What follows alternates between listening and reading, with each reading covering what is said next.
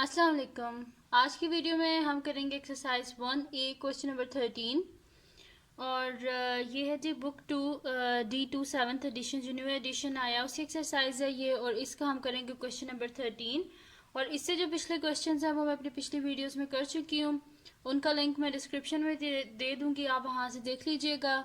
और अगर अभी तक आपने मेरा चैनल सब्सक्राइब नहीं किया तो उसको सब्सक्राइब कर दीजिए और बेल आइकन को लाजमी प्रेस कीजिएगा ताकि आपको न्यू आने वाली वीडियोस के बारे में पता चल सके।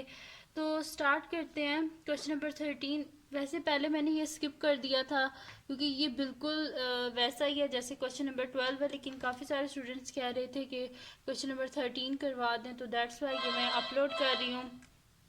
तो स्टार्ट करते हैं। हमारे पास क्या है जी, क्वेश्चन नंबर 13 है कि the pressure P pascal of a gas in a container is directly proportional to the temperature T kelvin when T is equal to 10 P is equal to 25। ठीक है, इसमें क्या कह रहे हैं कि हमारे पास जो प्रेशर है वो क्या है, प्रेशर ऑफ गैस जो एक कंटेनर में वो क्या है, हमारे पास डायरेक्टली प्रोपोर्शनल है टेम्परेचर के, और टेम्परेचर किस में होता है, केल्विन में होता है। वो कह रहे हैं कि जब हमारे पास T10 है तो P क्या 25 है। सबसे पहले हमने क्या करना है, फाइंड करनी है एक इक्वेशन जो कि कनेक्ट करे P एंड T को। सेकंड क्या हमने करना है, find the value of P जबकि T हमारे पास 24 है।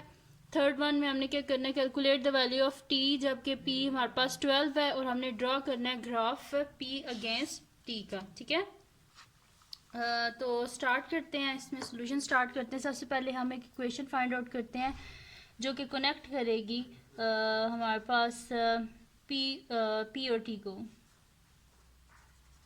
ठीक है, फर्स्ट पार्ट हम कर रहे हैं, हम यहाँ पे कहते हैं कि सिंस P इज डायरेक्टली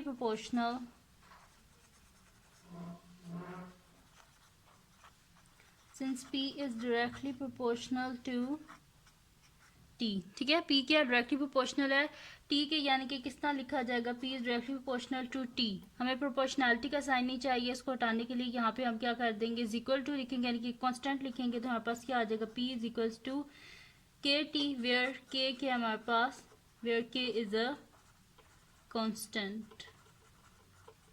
ठीक है, तो हमारे पास वैल्यूज गिवन है, हम क्या करते हैं, सबसे पहले के की वैल्यू को फाइंड आउट करते हैं, फिर जब हमारे पास के की वैल्यू होगी ना, फिर हम इजीली ये पी और टी की वैल्यू को फाइंड आउट कर लेंगे, सेकंड और थर्ड पार्ट वाले। ठीक है, तो सबसे पहले तो हम यूज़ करते हैं जो हमारे पास टी और पी की वैल्यूज गिवन है, इनको यूज़ करके हम पहले के की वैल्यू को फाइंड आउट कर लेते हैं। हम यहाँ पे लिख लेते हैं when T is equals to 10 P is equals to 25। तो हमारे पास इक्वेशन क्या है, P is equals to K T, तो P क्या है 25 is equals to K as it is, क्योंकि हमें इसकी वैल्यू नहीं पता, और T की जगह 10। हमें K की वैल्यू चाहिए, इस वजह से बोथ साइड पे क्या करेंगे, 10 से डिवाइड, 10 और 10 कैंसिल आउट, दिस इम्प्लाइज हमारे पास क्या आ जाएगा, K इज इक्वल्स टू 25 को जब हम 10 से डिवाइड करेंगे तो हमारे पास क्या आ जाएगा, 2.5 आ जाएगा। तो K क्या आ गया हमारे पास 2.5। तो इक्वेशन क्या थी हमारे पास, P is equals to K T, तो जब K की वैल्यू को बीच में पुट करेंगे तो हमारे पास क्या आ जाएगा, P is equals to 2.5 T.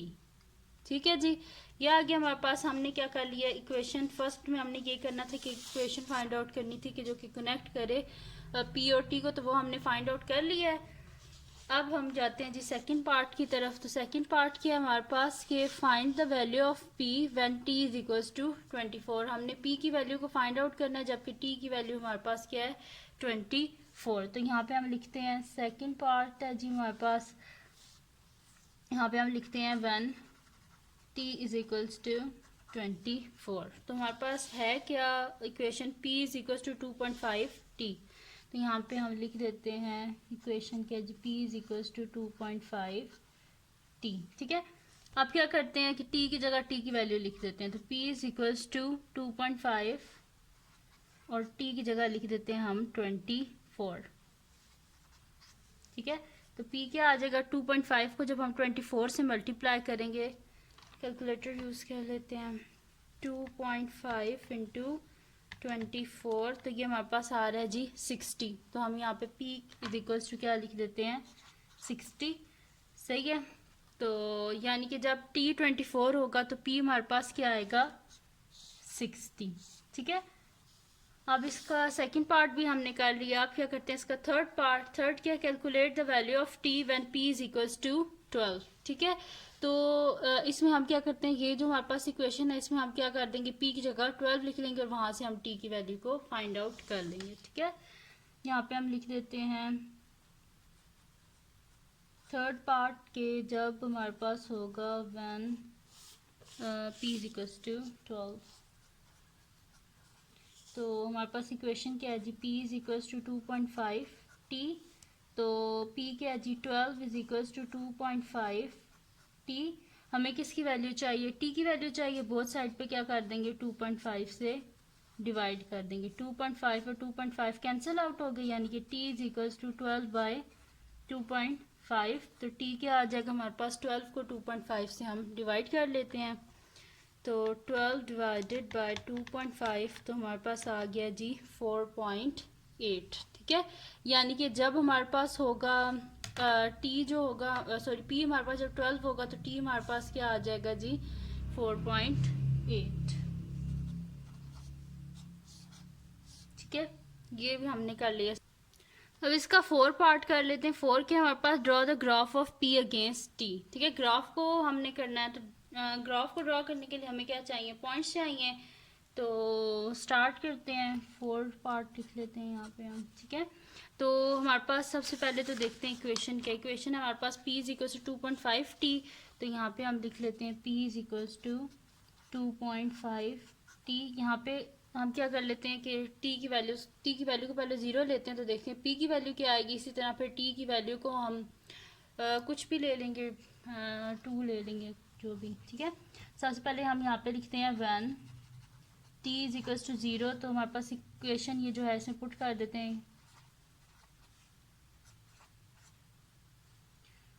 When t is equals to 0। ठीक है, तो हमारे पास क्या आ जाएगा जी, जब हमारे पास t 0 होगा तो हमारे पास क्या आ जाएगा, p 2.5 को 0 से मल्टीप्लाई करें तो 0 ही आ जाएगा। ठीक है, यानी कि जब हमारे पास when t is equals to 0, तो हमारे पास क्या आ जाएगा, p भी 0 ही आ जाएगा। ठीक है, अब क्या कर लेते हैं हम यहाँ पे कि t की वैल्यू को 2 कर देते हैं। ठीक है, तो हम लिख देते हैं कि when t is equals to 2, हमारे पास इक्वेशन क्या है, p is equals to 2.5 t। ठीक है, तो यानी कि p इज इक्वल्स टू 2.5 और t की जगह क्या लिख लेते हैं, 2 लिख लेते हैं। तो p क्या आ जाएगा, 2.5 को जब हम 2 से मल्टीप्लाई करेंगे तो हमारे पास क्या आ जाएगा, 2.5 इंटू 2 5, यानी कि जब हमारे पास होगा when t is equals to 2, p क्या होगा हमारे पास 5। ठीक है, तो इन पॉइंट्स को यूज़ करके हम क्या करते हैं, ग्राफ को प्लॉट कर लेते हैं। ठीक है, तो ग्राफ पेपर हम ले लेते हैं। तो ग्राफ पेपर ले लिया हमने। अब क्या करते हैं, इसमें हम के स्केल ले लेते हैं, मार्कर ले लेते हैं हम। ठीक है, ग्राफ किसका बनाना है, हमने p और t का हमने ग्राफ बनाना है। ठीक है, तो हम क्या करते हैं कि जो हमारे पास हॉरिजॉन्टल एक्सिस है यहाँ पे हम t को ले लेते हैं।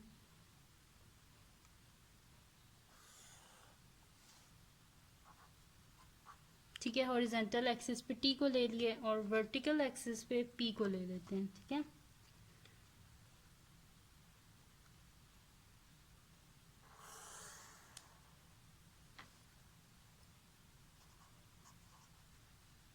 ये 0 हो गया। ठीक है, अब इधर यहाँ पे नंबर लिख लेते हैं। जो है ना हमारे पास हॉरिजॉन्टल एक्सिस, इसमें मैं क्या कर रही हूँ कि एक जो बॉक्स है उसे 1 सेंटीमीटर या 1 डिवीजन के इक्वल रखें। ठीक है, और इसी तरह यहाँ पे भी 1 2 3 4 5, क्योंकि 5 तक ही है हमारे पास जो आंसर आया ना, 5 तक है, तो 5 तक ही रख लेते हैं। ठीक है, अब क्या है जी, हमारे पास सबसे पहला पॉइंट क्या है कि जब t हमारे पास 0 है तो p भी क्या है, 0 है। ठीक है, दूसरा पॉइंट क्या है, यानी कि ये दोनों यहीं पर आ गए। अब सेकंड पॉइंट क्या है, जब t 2 है तो p क्या है हमारे पास 5 है, यानी कि जब हमारे पास t 2 है ना तो p क्या है हमारे पास 5, ये पॉइंट है हमारे पास। ठीक है, तो इसको स्केल से हम क्या कर देते हैं, आपस में ज्वाइन कर देते हैं। तो इसको केयरफुली आपने ज्वाइन करना है क्योंकि फिर गलत ना हो जाए। ठीक है, तो यहाँ पे ये वाला पॉइंट हमारे पास क्या था, 0 0। यहाँ पे टी भी 0 है और पी भी 0 है, ठीक है। और इस पॉइंट पे हमारे पास क्या है, टी जो है वो 2 है और पी क्या है हमारे पास 5 है, ठीक है। और ये जो हमने बनाई है, ये जो ग्राफ हमने बनाया है, ये हमने किस इक्वेशन का बनाया है, ये आपने लाजमी साथ लिखना है कि ये ग्राफ किस इक्वेशन का। तो ये ग्राफ है जी हमारे पास p is equals to 2.5 t का, ठीक है। तो ये हमने ड्रॉ किया है। बड़े ये इजी से क्वेश्चंस हैं, तो इंशाल्लाह आपको समझ आ ही जाएगा अब तो, सही है। तो अगर ये वीडियो आपको पसंद आई हो तो इसको लाइक कीजिएगा, मेरे चैनल को सब्सक्राइब कीजिएगा और बेल आइकन को लाजमी प्रेस कीजिएगा ताकि आपको न्यू आने वाली वीडियोस के बारे में पता चल सके। और रमज़ान मुबारक आप सबको, और अपनी दुआओं में मुझे याद रखिएगा और अपने फ्रेंड्स से भी कहिएगा कि मेरे चैनल को सब्सक्राइब कर दें। और बस दुआओं में याद रखिएगा। अल्लाह हाफ़िज़।